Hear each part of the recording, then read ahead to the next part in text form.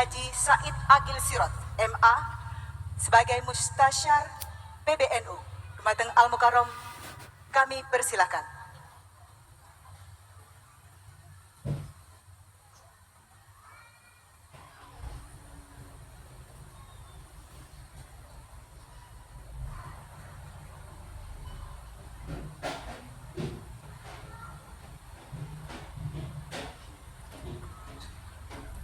Assalamualaikum warahmatullahi wabarakatuh. Bismillah. Alhamdulillah. Wassalatu wassalamu ala sayyidina wa maulana wa syafi'ina wa habibina Muhammad Rasulillah wa ala alihi wa sahbihi wa man ittaba'a bihudah min yaumina hadha ila yaumil ba'thi wan nahdah.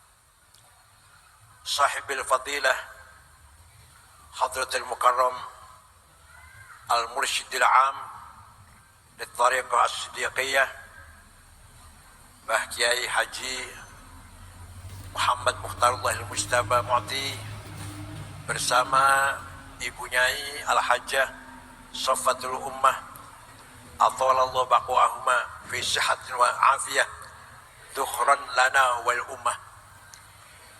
Ketua Yayasan Siddiqiyah Bapak yang terhormat Bapak Dr. Andes Haji Joko dan seluruh pimpinan organisasi yang ada di bawah Tariqat Siddiqiyah, terutama Jam'iyah Kautharan Putri Hajarullah Siddiqiyah, a'azzakumullah bi'izzih wa hafidhukumullah biri'ayatih wa yakhudullah biaidikum la fi salah wal amanah was sa'adah. Yang terhormat Bapak Brigjen Langgeng, Bapak Laksamana Urip, pejabat Wali Kota Serang, dan para undangan yang hadir, Bapak Ibu sekalian. Alhamdulillah, pagi hari ini saya bisa silatul arham dengan Mbah Kiai Muhammad Mukhtar dan Bapak Ibu warga besar Tariqat Siddiqiyah. Mudah-mudahan silatul arham saya ini ala barakatillah untuk kita semuanya, terutama saya. Saya pun datang kemari tabarrukan wa tafaulan, mencari barokah dari Tariqat Siddiqiyah, mencari kebaikan dari Tariqat Siddiqiyah. Mudah-mudahan saya pribadi dan seluruh keluarga saya selalu mendapatkan hidayah dan kekuatan lahir batin dalam rangka meniti kehidupan di dunia ini. Kemudian untuk bangsa Indonesia, terutama umat Islam, mudah-mudahan diberi rahmat, diberi anugerah, fadl yang sangat indah dari Allah, sehingga bangsa Indonesia bangsa yang damai, rukun, solid, jauh dari konflik, jauh dari perang saudara. Kalau kita lihat visi misi Siddiqiyah adalah memberikan kesadaran, membangun kesadaran cinta tanah air dan kesadaran beragama. Inilah misi Rasulullah SAW. Ini dakwah Kanjeng Nabi, membangun tanah air. Rasulullah hijrah dari Mekah ke Madinah karena ingin membangun tanah air. Karena ketika di Mekah tidak mungkin beliau membangun tanah air, maka beliau hijrah ke Madinah walaupun dengan rasa berat. Karena cintanya dengan kota Mekah, tapi terpaksa ditinggal. Hijrah ke Madinah, ke kota Yathrib, 480 km utara Mekah, karena semata-mata ingin membangun tanah air, membangun waton tanah air. Nabi Muhammad membangun kota Madinah yang bersatu, yang kompak, yang sama, adil, makmur, di depan mata hukum sama, padahal penduduknya ada muslim, ada non-muslim. Yang muslim ada penduduk asli kota Madinah, ada pendatang. Yang pendatang disebut muhajirin, termasuk Hajarullah barangkali, hijrah. Dan yang pribumi disebut ansor. Diberlakukan oleh Rasulullah sama. Tidak ada diskriminasi, tidak ada perbedaan. Di mata hukum sama, hak dan kewajiban sama. Tidak boleh dibeda-bedakan antara pendatang dan pribumi. Ini cita-cita Rasulullah membangun kota Madinah. Begitu pula non-muslim. Ada 3 suku Yahudi. Bani Qainuqa, Bani Quraidah, Bani Nadir. Tiga-tiganya hidup dengan tentram, tenang di kota Madinah. Di bawah pimpinan Nabi Muhammad SAW. Ini artinya Nabi Muhammad membangun negara bukan di atas konstitusi agama, bukan berdasarkan suku, bukan negara Islam, bukan negara Arab, negara Madinah. Negara apa? Civilized. Madani, tamadun. Bukan negara agama. Nabi nggak pernah mengatakan negara Islam, enggak. Bukan negara Arab. Nabi nggak mengatakan negara Arab, enggak. Negara Madinah, mutamaddin, madaniyah, yang masyarakatnya adil, makmur, sejahtera, beriman, bertakwa, lintas agama, lintas budaya. Mudah-mudahan kesadaran berbangsa bernegara untuk Siddiqiyah ini semakin mantap untuk memperkuat kesatuan persatuan negara Indonesia. Dan tidak heran kalau perempuan Hajarullah ini menjadi pelopor. Karena orang yang pertama kali berkorban syahid demi Islam perempuan, bukan laki-laki, bukan. Namanya Siti Sumayyah, dibunuh oleh Abu Jahal karena tidak mau, murtad, gak mau, dibunuh oleh Abu Jahal. Baru besoknya suaminya namanya Yasir, anaknya pun akan dibunuh, namanya Ammar bin Yasir, tapi Ammar pura-pura murtad. Setelah itu lari pada Rasulullah dengan menangis, saya baru saja murtad ya Rasulullah. Rasulullah tanya, tapi hatimu murtad enggak? Enggak. Maka turun ayat Quran, man kafara billahi min ba'di imanihi illa man ukriha wa qalbuhu mutma'innun bil iman. Kalau ada orang terpaksa karena melindungi nyawanya pura-pura murtad, tidak apa-apa, Allah memaafkan. Karena melihat ibu dan bapaknya sudah dibunuh oleh Abu Jahal. Jadi sekali lagi, yang pertama kali mengorbankan nyawa demi Islam perempuan, bukan laki-laki, bukan. Namanya Sumayyah namanya. Rasulullah mengapa mendirikan negara Madinah? Karena Rasulullah ingin mengukir sejarah, membangun peradaban, maka membutuhkan tanah air. Man laisa lahu ardun laisa lahu tarikh, wa man laisa lahu tarikh laisa lahu dzakirah. Barang siapa tidak punya tanah, nggak mungkin bikin sejarah. Ada sejarah kan dibangun di atas tanah. Barang siapa tidak punya sejarah akan dilupakan oleh generasi yang akan datang. Maka Rasulullah hijrah ke Madinah ingin membangun sejarah peradaban Islam. Terbukti sampai sekarang agama Islam tersebar ke seluruh dunia. Tidak akan hilang, itu tercatat dalam sejarah. Mengapa Al-Quran mengabadikan dongeng, hikayah Fir'aun, Namrud? Kenapa? Karena Fir'aun punya tanah air. Mengapa kita masih ingat Majapahit, Sriwijaya, Pajajaran? Karena Pajajaran, Sriwijaya, Majapahit punya tanah air. Sejarah dibangun di atas tanah air. Indonesia kuat, bersatu, stabil, maka kita tenang ibadah, tenang cari nafkah, membangun kehidupan, tenang bangun madrasah, bangun pesantren, tenang mengadakan zikir bersama, pengajian bersama, tenang ke sana kemari aktivitas apa saja dakwah. Coba di Afghanistan, yang tiap saat bom meledak, yang tiap saat ada bom meledak di jalan, di kantor, di masjid, lagi maulid Nabi di bom, apa bisa tenang itu? Melaksanakan ibadah di atas tanah air yang tidak tenang sampai sekarang.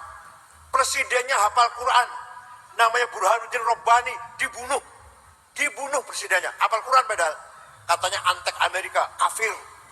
Ada perempuan nyanyi, dibunuh. Karena perempuan nyanyi itu haram. Oh, jadi nyanyi haram, membunuh nggak haram. Di Afghanistan itu sampai sekarang. Di Suriah, perang saudara masih berkecamuk. Ada ISIS, ada Al-Qaeda, ada Wahabi, ada Alawiyah, ada Ba'ath, ada lain-lain. Di Yaman terus berkecamuk, di Somalia terus ribut terus, Libya belum stabil. Alhamdulillah di negara kita Indonesia, walaupun bukan negara agama, negara nation state, kebangsaan, berdasarkan Pancasila Undang-Undang 45, fi amnin wa aman, fi istiqrarin wa tuma'ninah, tenang, tentram, bersatu. Kalau tuh ada gesekan dikit-dikit, bisa dilokalisir, segera bersatu kembali. Baru saja kita melewati pilihan umum, pilpres, ya ada agak panas dikit-dikit lah. Tapi setelah selesai sudah, kita menyatu kembali. Itu kelebihan bangsa Indonesia. Perpindahan dari Orde Baru ke Orde Reformasi, turunnya Pak Harto. Kalau di luar negeri barangkali belum selesai sampai hari ini konfliknya. Perpindahan kekuasaan dari Pak Harto ke Orde Reformasi, ada korban, ada bakar-bakar, ada yang mati, ada, tapi hanya 6 bulan. Setelah 6 bulan selesai kita bersatu kembali. Itulah kita bangsa Indonesia, bangsa yang sadar, berbangsa bernegara, insya Allah ila yaumil qiyamah. Dipelopori oleh jamnya Kautsaran Putri Siddiqiyah. Tadi ibu siapa yang mengatakan perempuan madrasah? Itu syair, Bu. Al-ummu madrasatun idza a'tattaha a'tatta sya'ban thayyibal a'raqi. Punya bahasa Arabnya. Ibu adalah madrasah pertama. Kalau ibu disiapkan dengan baik, akan melahirkan bangsa yang baik. Bukan hanya keluarga, bangsa. Sya'ban thayyibal a'raq. Banyak sekali dalam sejarah beberapa ibu yang berjasa besar dalam merebut kemerdekaan bangsa Indonesia ini. Yang terkenal adalah Cut Nyatin, juga luar biasa. Bapak sekalian, itu kesadaran bernegara. Mari kita pertahankan ukhuwah wataniyah, persaudaraan. Allah bersabda, "Wala tasubbul ladzina yad'una min dunillah fayasubbullaha 'adwan bighairi 'ilm kadzalika zayyana likulli ummatin 'amalahum thumma ila rabbihim marji'uhum fayunabbi'uhum bima kanu ya'malun." Apa artinya? Wala tasubbul ladzina min dunillah. Kamu jangan mencaci maki orang yang tidak menyembah Allah. Kamu jangan mencaci maki orang yang tidak menyembah. Tidak boleh mencaci maki orang Kristen. Tidak boleh mencaci maki orang Katolik. Tidak boleh mencaci maki orang Hindu, Buddha, Konghucu. Tidak boleh. Itu Al-Quran itu. Nabi bersabda, "Man qatala zimmiyan fa ana khasmuhu yaumal qiyamah wa man kuntu khasmuhu falam yashumma raihatal jannah." Barang siapa membunuh non-muslim, barang siapa membunuh non-muslim, nanti di hari kiamat berhadapan dengan saya. Barang siapa berhadapan dengan saya, jangan harap bisa masuk surga. Itu Rasulullah wanti-wanti seperti itu. Mari kita bangun kerukunan, lintas agama, lintas budaya, lintas organisasi, dan lintas budaya, lintas tradisi, lintas etnik. Mari kita jaga kebinekaan. Yang penting bangsa Indonesia menjadi bangsa yang ideal, yang bisa contoh oleh seluruh dunia. Insya Allah. Yang kedua, kesadaran beragama. Apa artinya? Kesadaran beragama adalah membangun iman dari hati kita sendiri. Tidak katanya tidak. Allah ada, Maha Satu, kata saya. Jangan bilang kata kiai atau kata orang tua, kata saya. Itu sudah sadar namanya. Sehingga kita sudah hadir bersama Allah. Hati kita sudah hadir bersama Allah. Bukan hanya di masjid, di pasar, di sawah, di kantor.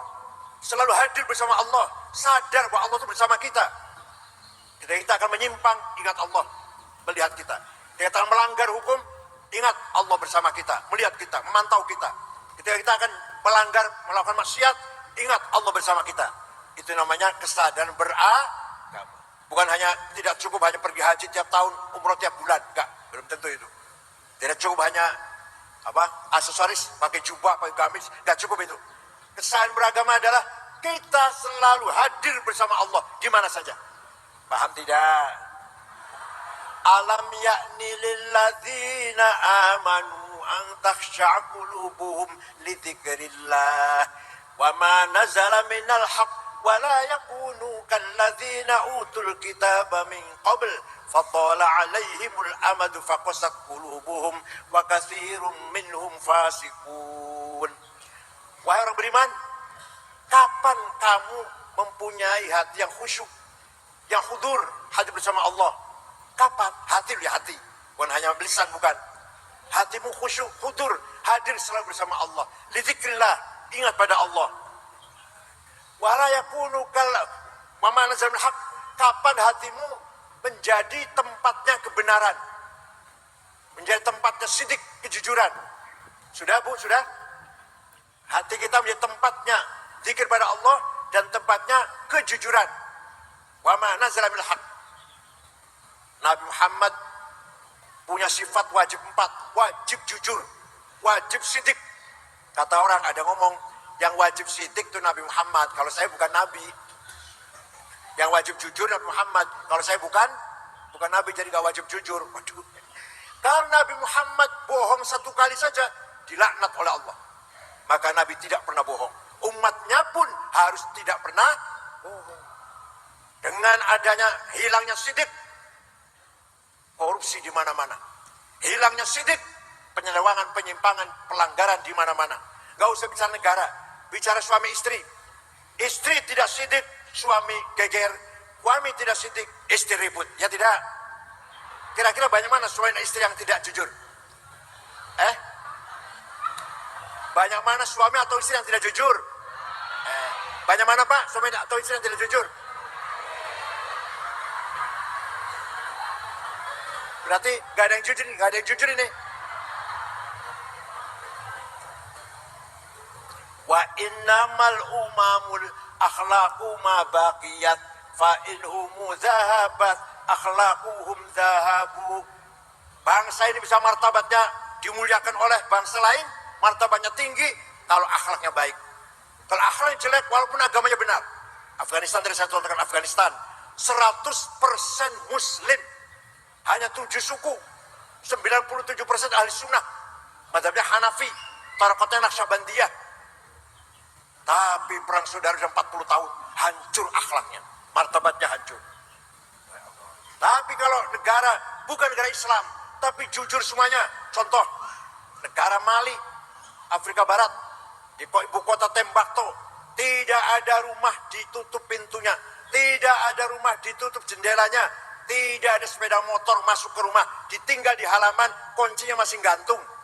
Itu di Mali. Begitu di Australia, HP saya ketinggalan, dikembalikan oleh supir taksi, diantar ke hotel. Kira-kira begitu kan di sini kira-kira? Nah, itu namanya akhlak namanya. Itu namanya kesadaran beragama. Wa may ya'mal mithqala dzarratin khairan yarah wa may ya'mal mithqala dzarratin. Barang siapa berbuat baik sedikit pun Allah melihat, barang siapa berbuat jahat sedikit pun Allah yang melihat. Itulah kesadaran beragama. Mari kita bangun akhlakul karimah. Buang takabur, buang hasud, buang iri, buang fitnah, suudzon, negatif thinking, hoax, menyebarkan berita bohong. Buang itu semua dari hati kita.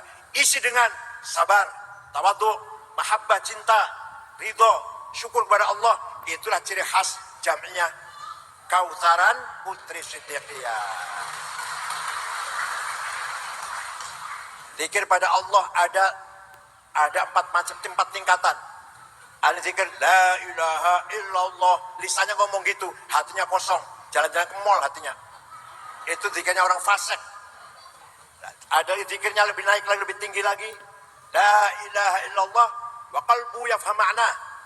Mulutnya la ilallah, hatinya mengerti, mengikuti maknanya. Tidak ada Tuhan yang wajib disembah kecuali Allah. Yang ketiga, lisannya la ilaha illallah, hati yang meyakini semua yang ada ini, yang walaupun ganda banyak bermacam-macam ini, lahir dari yang maha satu, yaitu Allah. Yang keempat, la ilaha illallah, mulutnya ngomong la ilaha illallah, hatinya meyakini la wujuda illallah, tidak ada yang ada kecuali Allah. Kita ini tidak ada, tapi kita ini diadakan. Yang ada hanyalah Allah. Kita ini tidak ada, tapi kita ini diadakan oleh yang ada. Yang ada sebelum lapal ada itu ada, sudah ada. Maka kita pun manifestasi sebagai manifestasi dari yang ada tersebut.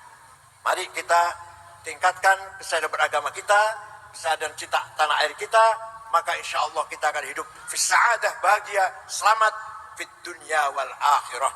Tetap berjuang melalui tarekat Siddiqiyah.